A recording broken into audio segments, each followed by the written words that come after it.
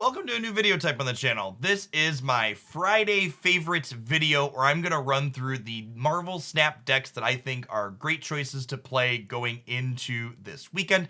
I've shied away from making a top deck style video like this in the past because Marvel Snap's not a game that has regular tournaments that we can look at results from, and it doesn't have a deck tracker with significant user samples or games played to draw more objective data from. So a lot of the tier lists and other things like that you see out there for Marvel Snap are exactly what this video is going to be today, and that is players' feelings. That being said, I do think feels are worth something if they're coming from a player with a lot of experience, but I just want to make it clear that that's what this list is. It's not data driven, it's just my anecdotes lobbed into some deck form. And what anecdotes are we talking about this week, you ask? Well, anecdotally, this has been the deck that I have run into the most on the Marvel Snap ladder. So my Friday favorites rolling into this coming weekend are going to be decks that I think are excellent choices against this leech leader nonsense, while also just being reasonable Marvel Snap decks in general to be competitive into the other various things I'm going to run into on the ladder.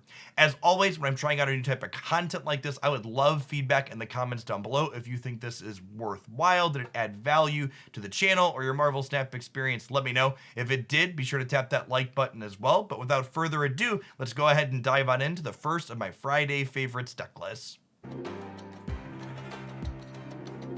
The common theme you're going to see through most of the deck lists in my favorites list today is that they are decks that get on the board early and rely on some key synergies to break the parity that leader looks to create on the final turn by copying our units. In this first build here of Ka-Zar Swarm, both Ka-Zar and Blue Marvel serve to do that second thing. They make our cards that we play out on the final turn bigger than whatever cards our opponent is playing out, meaning even if our opponent is a little bit ahead on board, their leader will still struggle to catch them up.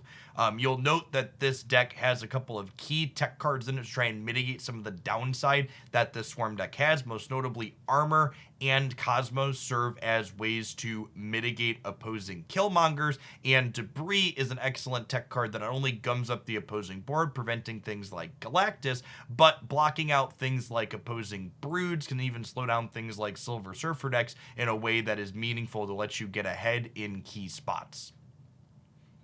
This second list is a less budget-friendly or more endgame variation of the Ka-Zar Swarm deck that I just showed. This is looking to leverage Series 5 card Thanos as well as Series 4 card M'Baku. One thing that this build does differently than the previous one is that Thanos, in addition to Devil Dinosaur, allow you to go tall in particular lanes when spreading out wide over the entire board is not something that's going to work out for you. Something that's especially noteworthy with Thanos is that the Power Stone giving him 10 power is tied to the stone itself and the other stones having been played, meaning even if your Thanos gets leeched on turn 5, you can still play him out on turn 6 with 18 power if your stones have all been sequenced before that. Keep an eye out on the channel tomorrow morning on Saturday for a deck highlight with this deck, but I think it's an excellent choice into the current meta, so I wanted to feature it in the Friday favorites as well. While one of Marvel Snap's latest editions, Silver Surfer, elicited a lot of outcries with the first day or two that it existed in the client, the Leech and Leader deck has all but pushed this card out of the metagame, it feels like. Surfer, in an ideal world, wants to come down on the 6th turn, and if it has its abilities wiped away on the 5th turn, it's just a 3 energy, 0 power card that doesn't do anything for you. That being said, this Surfing in the USA Silver Surfer Patriot mashup deck has felt incredibly competitive to me, not only into the Leech Leader decks, but also just in Marvel Snap in general. Patriot, for those not familiar, is a 3 energy, 1 power card here that gives all of our cards without abilities plus to attack. We can also leverage Mystique to double up this bonus onto the things that we're playing. This means Brood, Debris, as well as Cyclops kind of hit the center of that Venn diagram, being cards that Patriot powers up in some manner, as well as Silver Surfer powering them up because they're 3 drops. Because Patriot and Mystique are things we're able to play out onto the board proactively, they get underneath Leech in a way that's really eloquent, And even if you get leeched going into the final turn, one of the amusing interactions with this deck is that those abilityless cards in your hand then get bonuses from your Patriot and Mystique when you deploy them on the final turn. Something else to note about this deck list that always gets asked is that yes, Psylocke and Wave are in this deck purely to accelerate to Sarah on turn 4. Getting Sarah out ahead of curve means we get to play 2 3-drops on turn 5 and 3 3-drops on turn 6 for incredibly large power swings that can surprise your opponent and get you a lot of 8-cube wins under the right circumstances.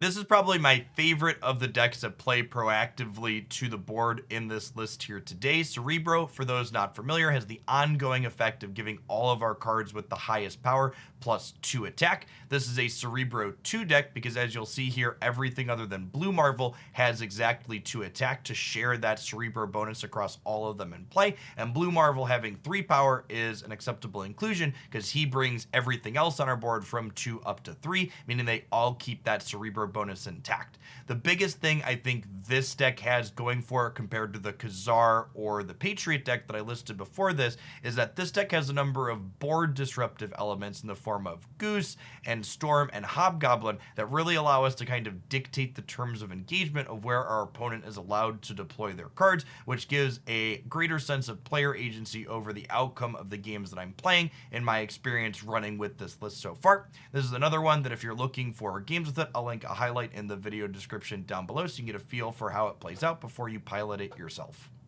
The final deck in my Friday favorites today is this traditional Lockjaw deck that's just looking to put overstated things into play ahead of curve. One really fantastic interaction to note is that if you Lockjaw or Jubilee something out on the final turn when your opponent plays out leader, that leader does not get to copy the big things that flipped out of your deck. Jubilee will get them something that's likely much smaller out of their own deck, and the Lockjaw simply doesn't do anything if you had priority, or if they had priority, they simply get copies of whatever your Lockjaw was going to be putting into your deck. Something to note with this build as well is that with Sunspot, you can just soak up energy on the final turn if you suspect a leader, and that can be a game win. It's also amusing to note that Leech wiping the text off of your Infinite means you could make a turn 5 play and then still slam this 20 power thing on the final turn if you don't suspect leader is going to be coming on that 6th turn from the opponent.